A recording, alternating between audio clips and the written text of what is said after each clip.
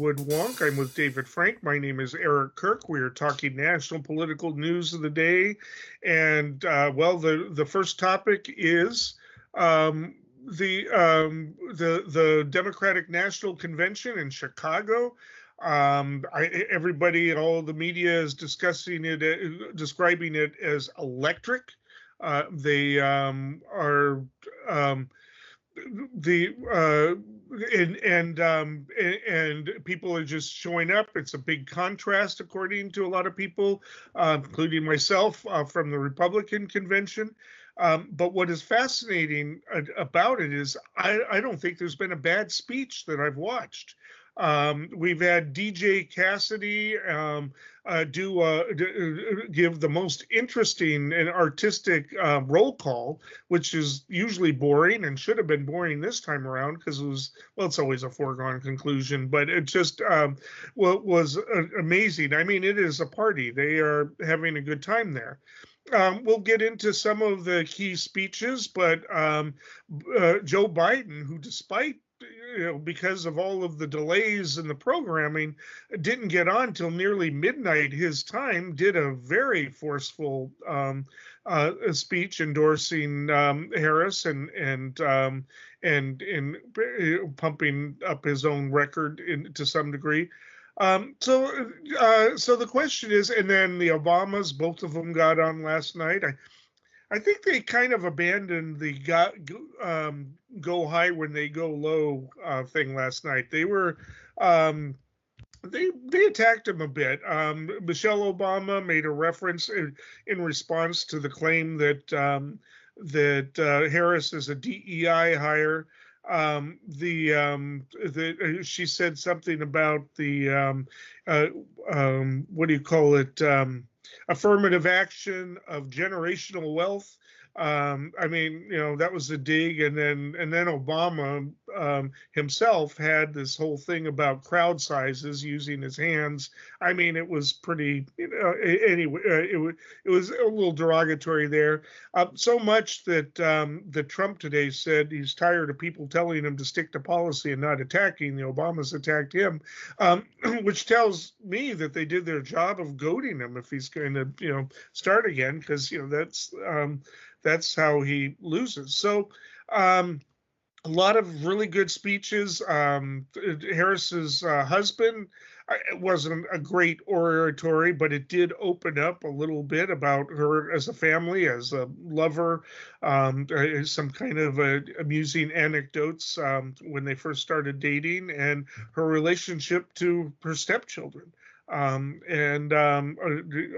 of that helped. Meanwhile, she and Tim Walz, who's going to be speaking tonight, were at in Milwaukee. They're campaigning this week. They don't have a lot of time, right? This is going to be a truncated campaign, so they got to take advantage of every moment they can. They were in Milwaukee today. But although they did make a surprise appearance on Monday night. Surprise appearance. It happens every time, I think. But anyway, there's so much to talk about. We can talk about the speakers. We can talk about whether or not it's going to give Harris any kind of a bump. A lot of factors to consider in that. But Dave, what are you saying? Well, thanks for that intro. I would say, firstly, I'll start with what you where you left off, which is the whole bump factor. I think that's a pretty easy one for us to address in a straightforward way. Typically, whether you talk to or read or listen to Nate Silver or other, polling analysts, there is a traditional bump. Obviously, that's what you've alluded to. And I recall Nate Silver saying that it actually lingers too. So in that week or up to a month even, but certainly in that first week after the convention, there's going to be more, significantly more attention paid to what transpired during that time. So for at least. Go ahead, because I want to ask you a question before you go to a different topic about the bump. But all right. Okay, sure. Go ahead. Yeah. So Nate talked about how for at least 4 to 5 days the candidates get tons of free coverage. So that's the week of, and then he's also referring to the week after. And then so how long does it take for that to manifest itself. I would say if it was a superficial bump, then it would just kind of fade away within that third, to fourth week. But honestly, this year, we didn't see much of that or any of it really at the Republican convention. And conversely, I expect there to be something significant actually after this Democratic event. And we could talk about why. We could talk about, is it more than just a pep rally, and then what kind of traction will it get, from the message to the electorate. So yeah, before I pivot to some of the substance of the convention, what were you going to ask?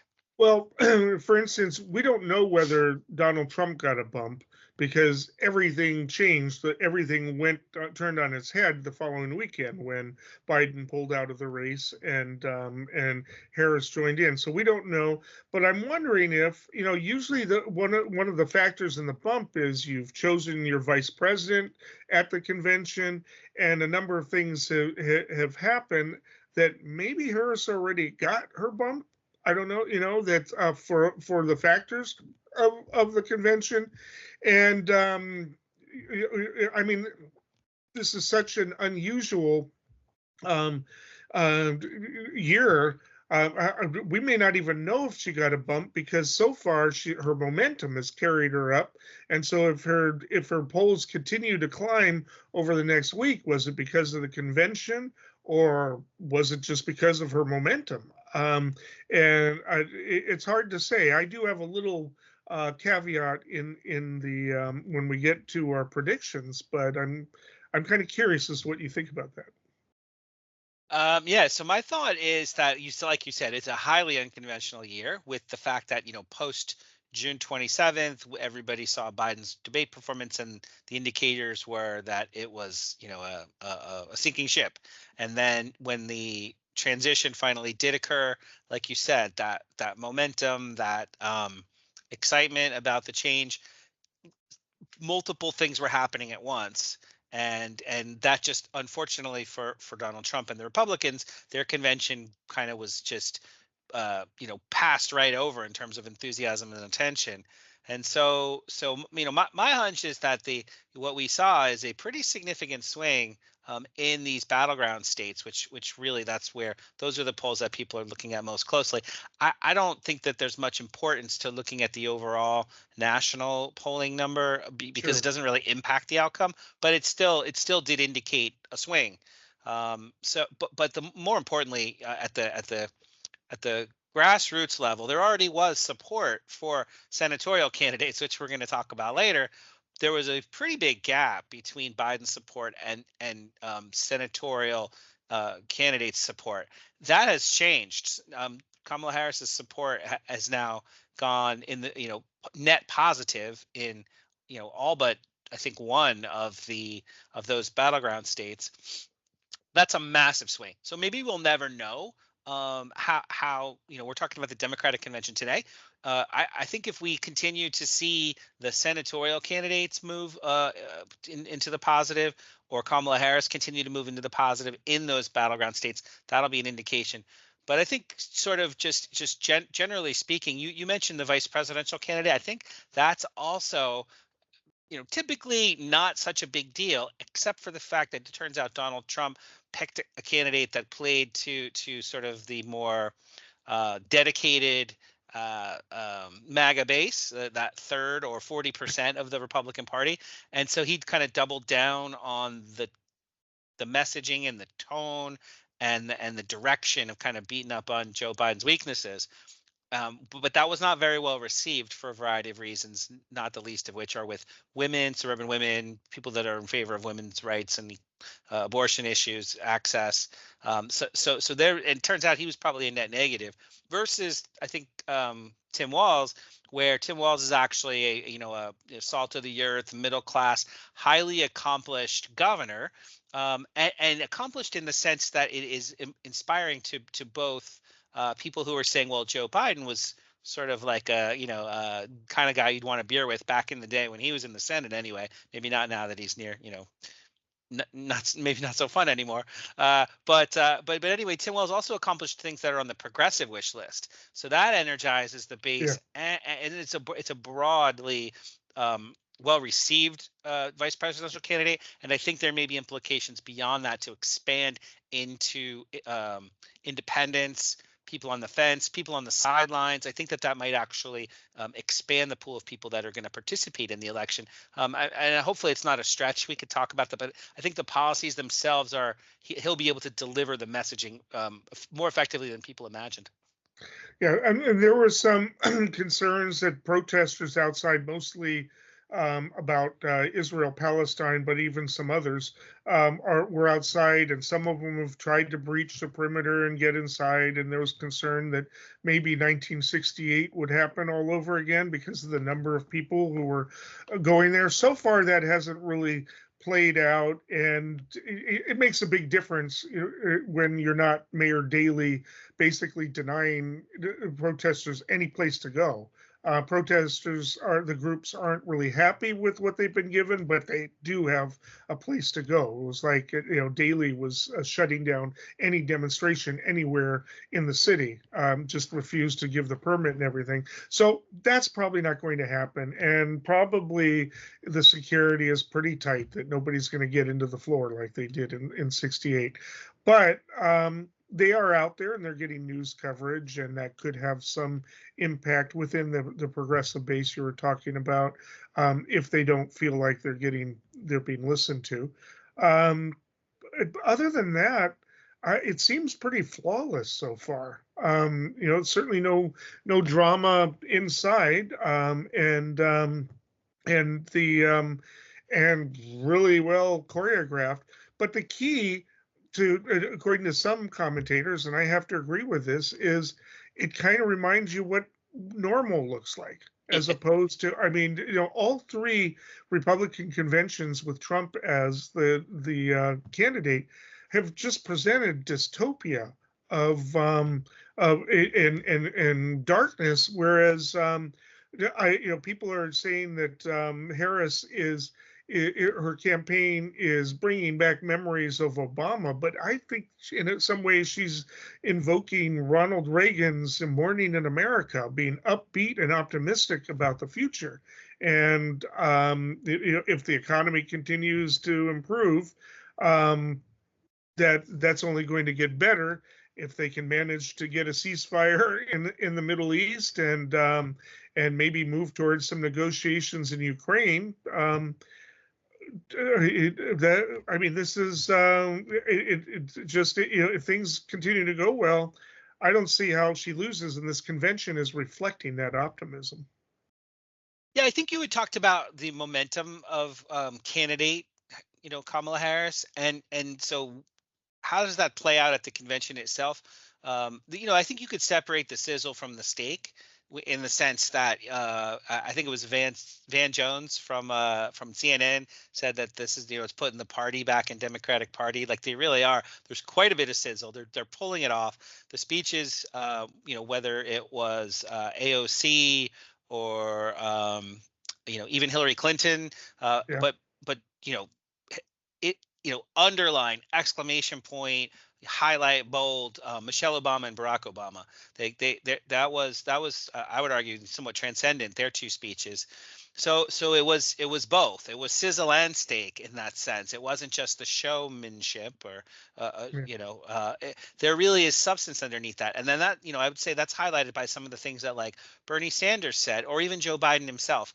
We kind of buried the lead a little bit that Joe Biden on Monday, he gave a really solid speech, where he just kind of, I think I give massive credit to the speechwriter, and that for him to be able to say, look, this is where we were when I started my term. These are the major transformative investments that were made in the well-being of America. This is the role that America plays in the world. Like you mentioned, foreign policy. Foreign policy is, we'll talk about it in the next segment, but foreign policy is a very difficult Yeah, set of complexities that don't play well typically in domestic politics, and we're seeing that in how people are so polarized about even talking about the Israel-Palestine situation. And we've talked about before, it's the third rail. We'll talk about that in this next segment. But as far as the convention itself goes, yeah, I have seen people that were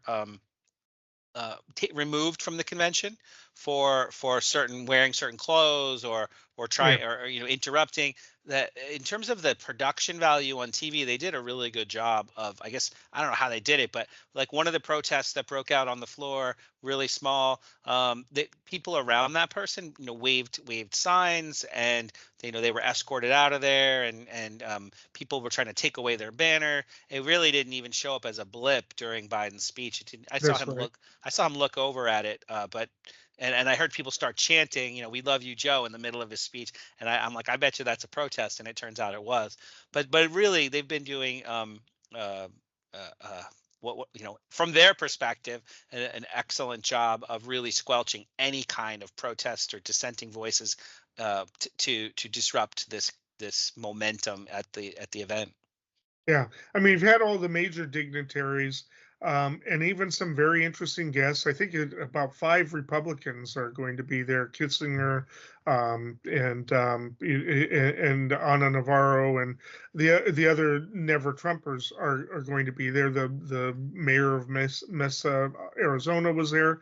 And so they've got them. They've got people like Steve Kerr, Warriors and Olympic team basketball coach, who's made a real splash. But again, this is the play. And you talked about AOC. She made a speech, comments about being a bartender, how she's attacked for being a bartender, and she turned it around. This is, I'm a working person. There's nothing wrong with that, right? To push an elitist tag on the Republicans. We're probably getting to the end here because I didn't actually take note from the beginning when we were recording, but I'll just let you kind of close it out. But I think the whole theme of the working man thing is working because I Yeah. have a cousin who voted for Trump in 2016. Not sure how he voted in 2020, but is going to vote for Harris today, saying Trump is not for the working man. It was just out of the blue. Yeah, I think this was a CNN quote. It could have been MSNBC, to be honest, because I kind of was flipping back and forth. But they described day one as the Democratic Party as telling a story, showcasing the depth and breadth of the members, the diverse leaders and voices were a reflection of the diversity of the country. And they leaned into that with different working class folks, working class messages. AOC said for them that Kamala's for the middle class because she's from the middle class. So Bernie Sanders kind of made the case. But then right after Bernie Sanders made the case for it's paying attention to economic issues, they had Governor Pritzker from Yes. Illinois come out. So he is a billionaire. So that's the range, right? The Democratic Party is the new Big Tent. You've got everybody from Bernie to Pritzker, and anybody in between. It sounded like that is optimistic or wants to invest in the future. That I think they're successfully making that case. And we've only seen half of it so far. And we may talk a little bit about it next week. I, Richard Billhouse Nixon, do solemnly swear. I, Gerald R. Ford, do solemnly swear. I, Jimmy Carter, do solemnly swear. I, Ronald Reagan, do solemnly swear. I, George Herbert Walker Bush, do solemnly swear. I, William Jefferson Clinton, do solemnly swear. I, George Walker Bush, do solemnly swear. I, Barack Hussein Obama, do solemnly swear. I, Donald John Trump, do solemnly swear. I, Joseph Robinette Biden Jr., do solemnly swear. So help me God. So that takes us to the media coverage, not just of the Democratic convention or Republican convention, but about the campaign in general. I think it's been pretty interesting. I think both sides of the campaign have issues to complain about. A lot of hype around Harris coming in, maybe kind of overdoing it, but then there are just some in the media who just can't stand the fact that there is such a positive feeling about anything and feel like they have to tamp it down. I mean, the Washington Post almost fell for the Swift voting thing that, of Walz until they finally caught up with that. And they're trying to make a big deal about it. But the campaign, one of the things you can say about the Harris campaign is it's very disciplined. It doesn't respond to it. I mean, the Swift voting thing really was effective because John Kerry let it get to him and started doing insane things that drew more attention to it. Walz and Harris are just shrugging, saying it was a misstatement in terms of him carrying a gun. And Warren, if you go look at the context, has nothing to do with him trying to brag about having carried a gun at war. He's trying to make a point that these weapons are weapons of war and should not be, guns that people necessarily own. They've tried that. They've tried to say he wasn't really a high school coach because it was a ninth grade team. Of course, in most states, including California and Minnesota, ninth grade is high school. Not all states, but it is a high school team. Just all kinds of really silly things that they're doing beyond the stupidity of she's not black or is she Indian or black and all of that items. And in fact, Hulk Hogan yesterday was on video mocking her, saying how, which was a reference to Native American Indians, right? So he's totally clueless. You compare even the celebrities between the two. There's just a difference in quality now. Hulk Hogan, I don't want to badmouth him. He's been, a hero to a lot of people, but that was ridiculous. He should know better than that. He's educated enough to know better than that. But the media has taken, and of course, Fox News, the usual things. I mean, it was kind of a double thing. They were attacking Clinton as being joyless, and so they're attacking her on that. And then a few minutes later, they complain about Harris's laughing. Because it's a little bit over the top. Her husband yesterday really countered that, said, "I love her laugh. I love everything about it." And it's just so the media, I think, is doing an okay job. But I think they're covering the convention fine, except for that little bit of a glitch. But it does seem like they're almost frustrated that there is this, positive euphoria around the Harris campaign, because it really counters the narrative they've had of her since she first started to run for president. There's a few things I'll point to, but I'm going to let you jump in here. Thank you again, as always, for that setup. So I looked at this through the prism of just big picture, 30,000 foot view. What kind of job are they doing generally covering politics? And I think before I dive into that analysis, I'll just mention what you said, which is, this is a very unconventional year. Yes. And Joe Biden was protected and sheltered. It's come out now that they intentionally kind of had a bubble around him, and he almost never was speaking to the media, and that Right. was 18 months of that. So when you transition to a much more hopeful, youthful, energetic candidate, and the ripple effects across the country, all news viewers, really, not just supporters but detractors too. It was a sort of a shock in the shock waves in the system. And so the Harris campaign is really, I think, doing their own thing. They're taking advantage of the fact that they can say no to things, and they're saying, like, any generic Democratic candidate polled much better than Biden did. Let's try to be generic. Let's say, let's talk about those aspirational messages. Let's highlight some of the positive things that happened during the administration. Let's highlight her career, but without actually having to put her on the spot on too many interviews or press conferences, or you're not letting people get to her. They're letting her control her message, and I think that's actually to their advantage. And that's been an attack from the other side, that she's not doing interviews. She's made a few quick taking questions with reporters, but at the airport and a couple other places. But the criticism and it's starting to heat up in the media is that she's not doing interviews. I mean, she'll do one when she's ready, but it's just but that is something that the media is starting to pick up on. And the truth is that there was a vibe out there, but before people use the term vibe right now to be so amazingly positive, but there was, I talked to a lot of people out there that from all different political persuasions, and there was a vibe out there that she has the capacity to shoot herself in the foot with an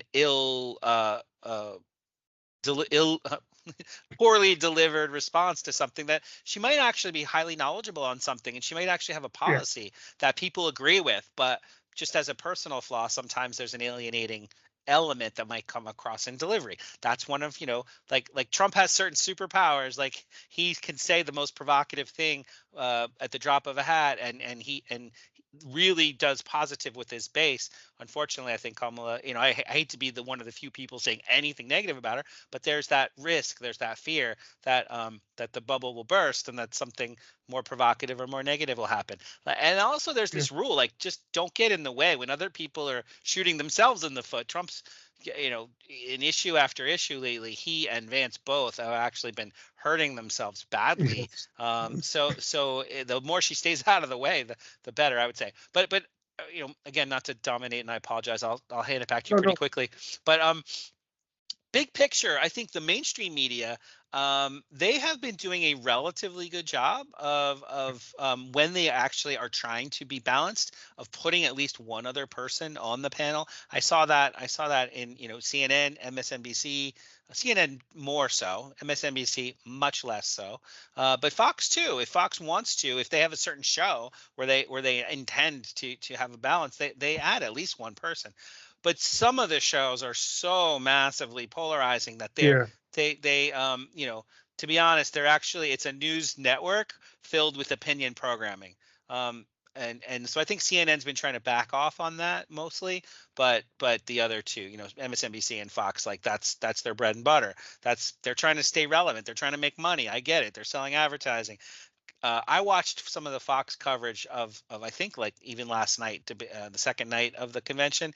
And it was a little more like a comedy show. I'm not going to name the show, but there was nothing, there were no redeeming qualities to the analysis, and I won't even call it analysis. I'll call it a response. But that was their choice. They wanted, that's the programming they chose to put on. Similarly, on MSNBC, you might see like that. It's the adulation is highly obvious. We'll just leave it at that. But so that's a very long way of getting to independent media. I'm really thankful we have so many new, robust, highly functional and really talented independent media sources out there. They are really not just covering the day-to-day on a regular, but also stories that are no one else wants to touch. And we could get into that. But the criticism is that truthfully, everyone has their own prism of looking at things, and that even some of these independent media sources sometimes come across as being a little preachy. And the takeaway is we all have to do our own homework to get the full picture. And that's a chore. It's a burden of living in the modern era, where if we let news come to us, someone else is going to choose it, filter it, and that becomes it goes against what we are getting disinformed. We're not just informing ourselves, but we are actually getting misinformation if we let other people choose our media feeds for us. So media is mixed, right? There's the mainstream and then there's independent. Really, what the takeaway for me is that we really all need to do more homework and be more critical. One of the things that has come up, Lawrence O'Donnell on MSNBC did slam the media for the differences in press coverages, contrasted the press corps in the White House, with the questions they just constantly threw and were extremely rude, where they were throwing what he interpreted as softball questions and not following up with Trump at his Mar-a-Lago press statement, and wondering why they were letting him get away with the lies, not following up, not trying to interrupt him to demand that he answer certain things. And I think that it's not so much a double standard in the classical sense. My theory is that when he's not saying anything, it's sort of like, why bother? You're just going to get more babble.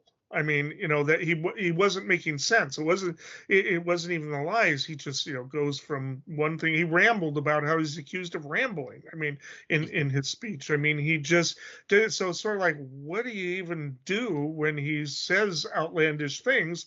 I think they don't have they have more expectations of Jen Psaki or somebody like that, right?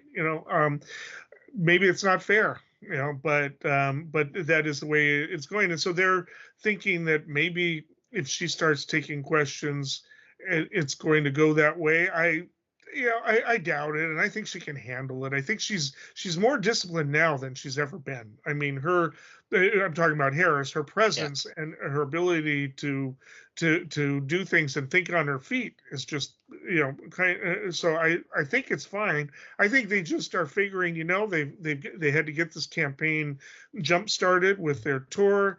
Then they have the convention, and I think after that she'll probably do some type of interview with somebody friendly in CNN or something, or ABC.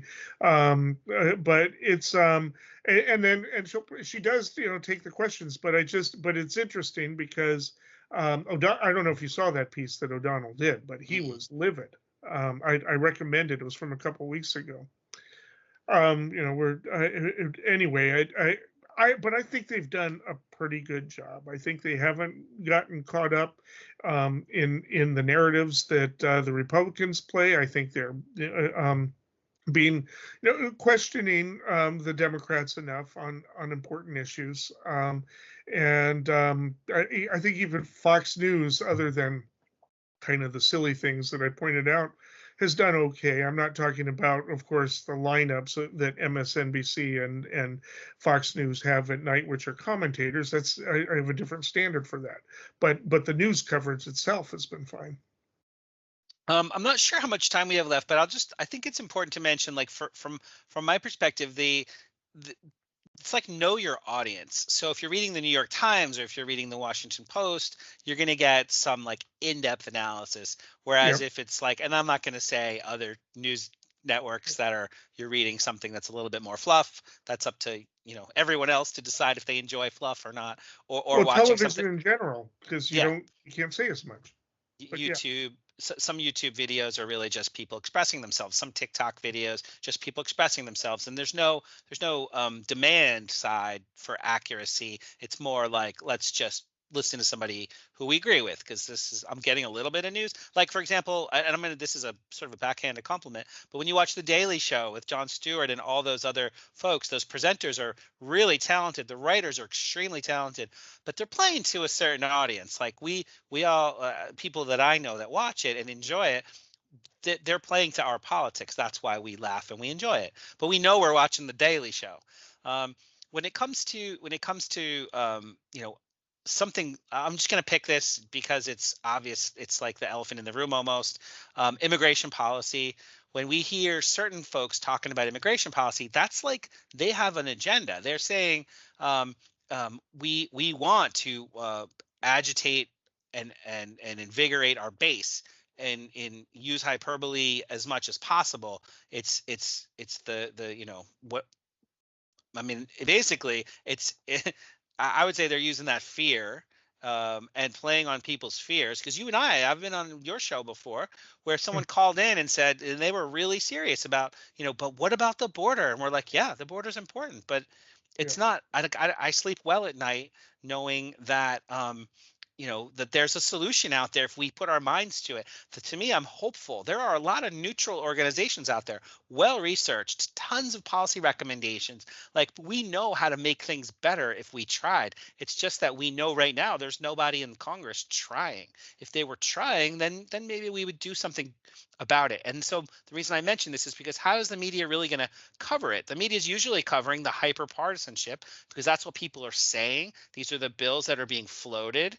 These are the bills that are not passing. So they're just covering sort of like the horse race of the policy instead of the meat and potatoes. So media, like, what do we really expect them to do in a place where not that many people are interested in solving problems? So it's kind of a challenge. And you could expand that to economic policy, like some of the things Bernie Sanders pointed out the other night, or even the Palestine-Israeli conflict. Joe Biden came out and said, and not to open up a whole nother can of worms in the 11th hour here, Right. but Joe Biden said, we need to do X, Y, and Z. We need to, stop the fighting. We among other things, we need to flood that place, Gaza and the West Bank with humanitarian aid. We need to peace treaty. Like Joe Biden said, these are all the things we need to do. Probably move on, but go ahead and finish it out. Yeah. So my point is that, the media covers the back and forth. The media covers the protesters in the streets making their demands, and then the folks that are saying those protesters are supporting terrorists, instead of actually saying, like, hey, what are the what are we really trying to accomplish? What is the real context? Like, making that fourth estate work for us and teach us and so we can hold our leaders to account. That's the challenge, and that's what you and I are here for, to try to move that forward. Just a quick note, Daily Show has been really funny this week. You can see all their segments on YouTube for free. Check them out.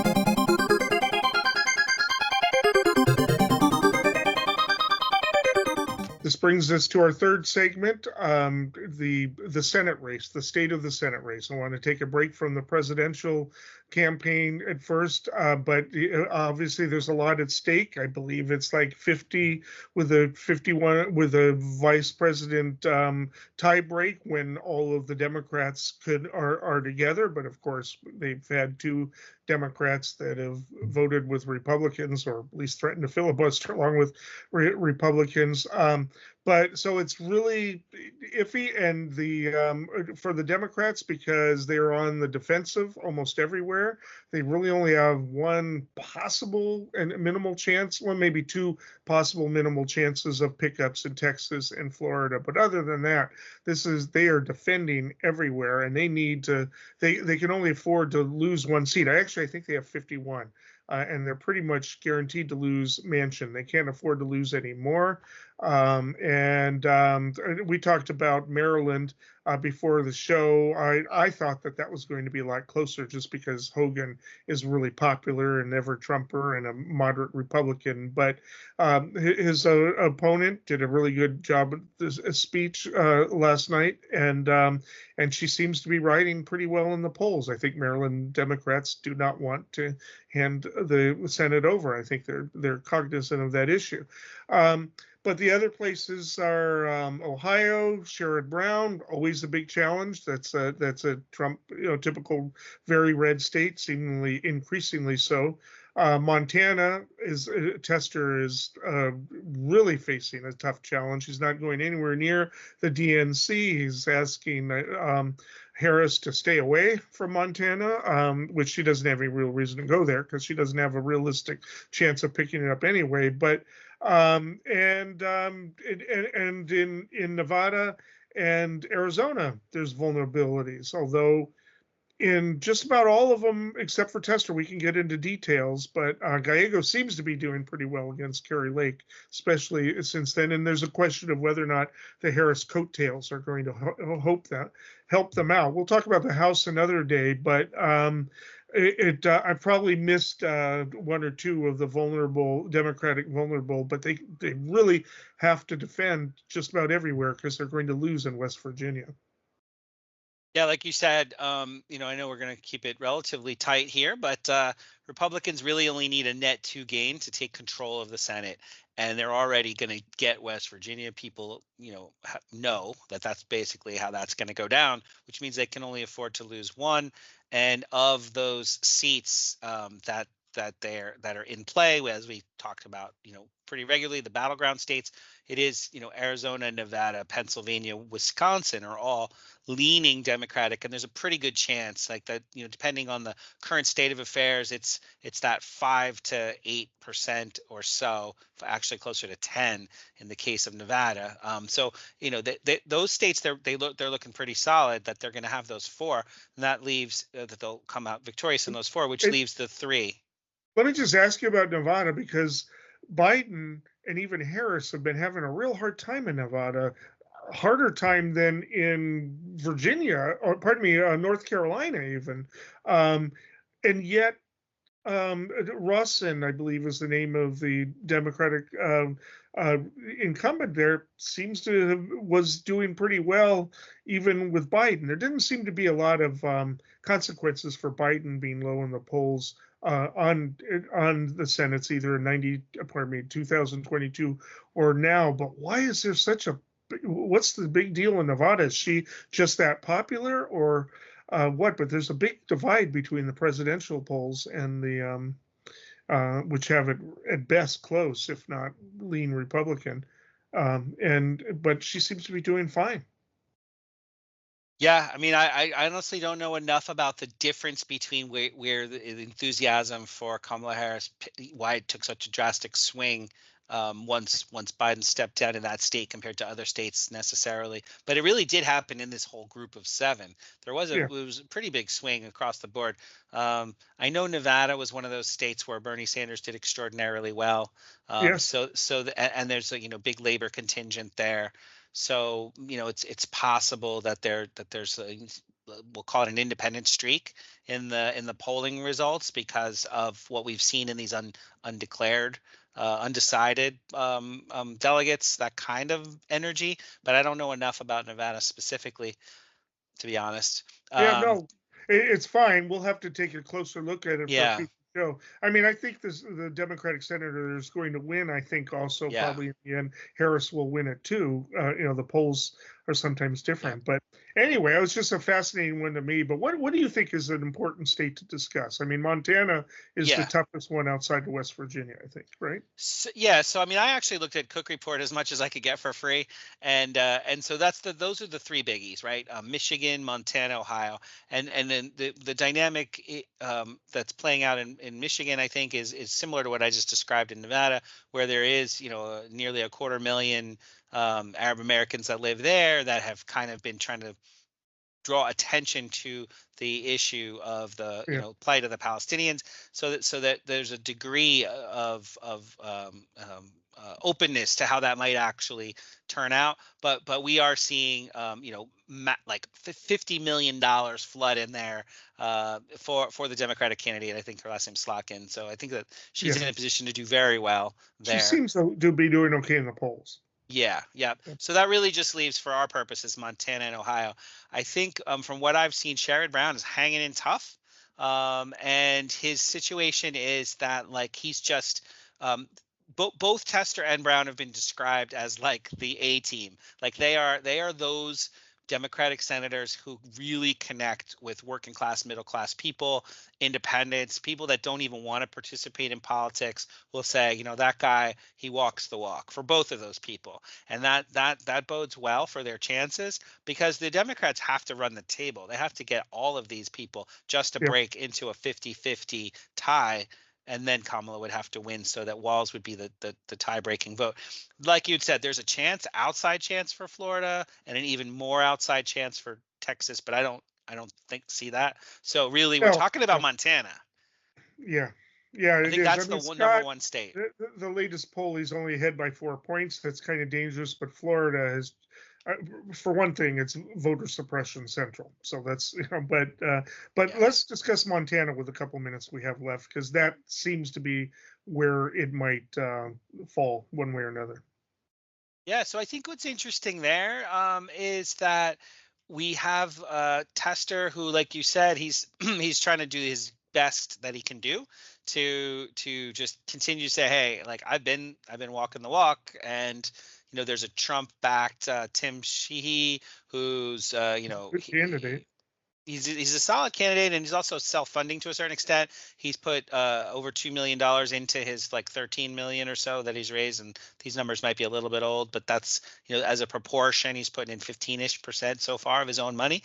But Tester is bringing in all kinds of support, and will continue to bring in support. So he was up over $40 million, $44 million even. Like that was a record, and he's already spending, like he's already got available to him over 3 times more money that he's had before.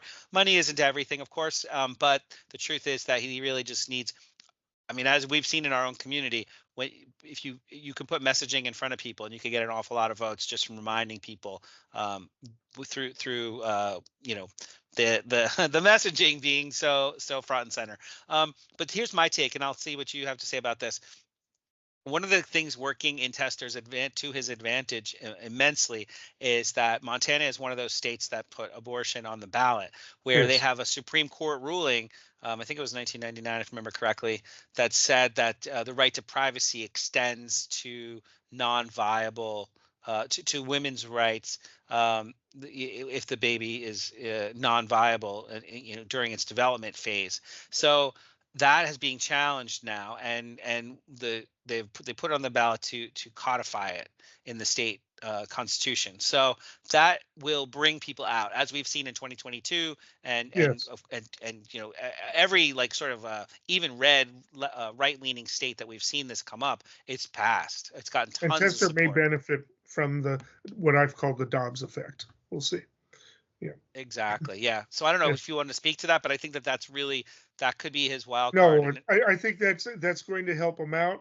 There is one poll, Armin MG Research, not a bad pollster, that has him ahead by 5, but I still think it's an outlier. Most of the polls have had him behind at least by 3 to 7 points. But I don't know what happens. They keep writing his political epitaph. Right, ever since he's run it's Montana. How can he survive? But he's done it now, I think 3 or 4 times. So I don't count him out. We'll see. But we're going to have to end it on that note.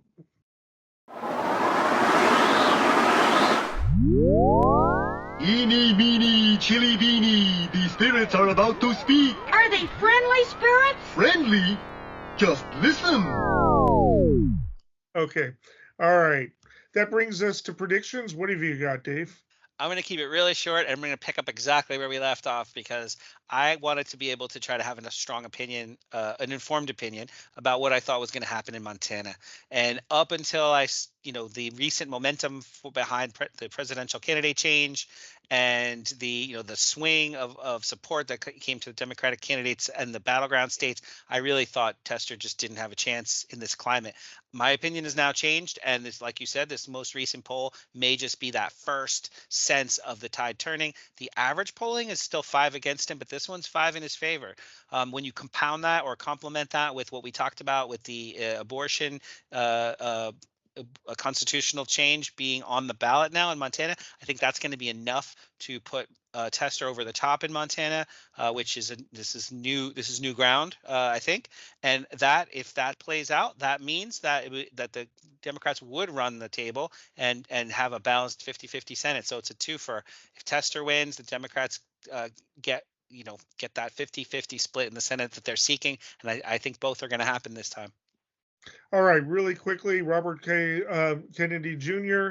Has been sort of the spoiler candidate. It's been kind of a question as to who he impacts most. But he is expected to drop out this week, probably Friday. My prediction is he's going to endorse Donald Trump. There's been talks about that. And my further prediction is that it's going to have a negligible, if measurable, effect on the outcome one way or another. I don't think he's a factor, period. We'll find out if I'm correct, but until next time, stay informed and stay engaged.